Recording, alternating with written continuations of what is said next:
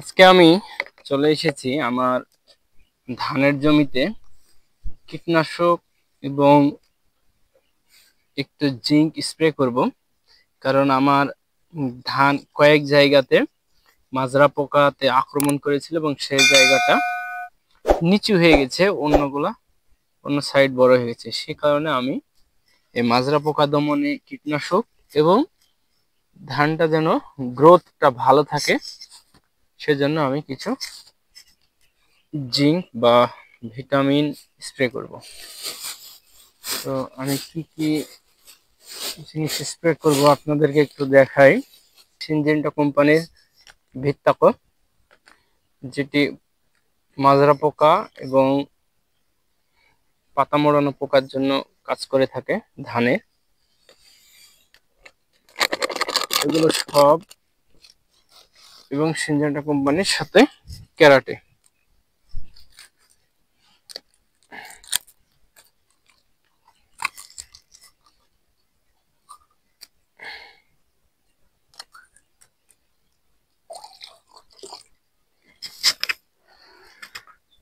আপনারা দেখতে পাচ্ছেন আমরা অনেক সময় এরকম ভাবে কীটনাশক গুলো গুলি।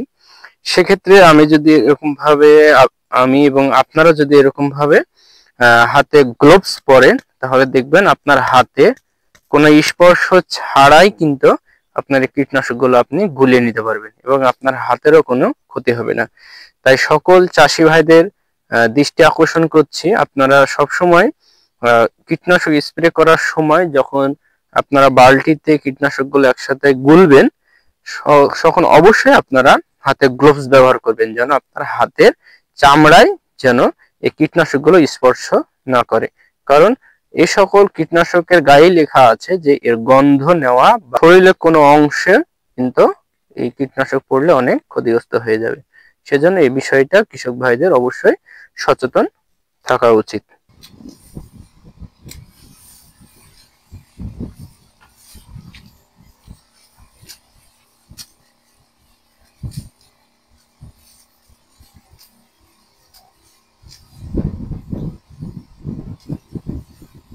অবশেষে 3 বিঘা জমিতে 8 জারকিন কীটনাশক স্প্রে করা শেষ করলাম। রোজা থেকে কীটনাশক স্প্রে করা যে কত কষ্টের, যে করে একমাত্র সেই জানে। ইভেন কৃষিকাজ আসলেই সহজ না, কৃষিকাজে অনেক কঠোর পরিশ্রম করতে হয়।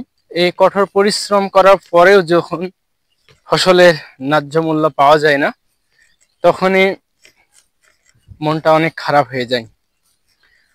তো আল্লাহ ভরসা, দ্বিতীয়বারের মতো স্প্রে শেষ করলাম।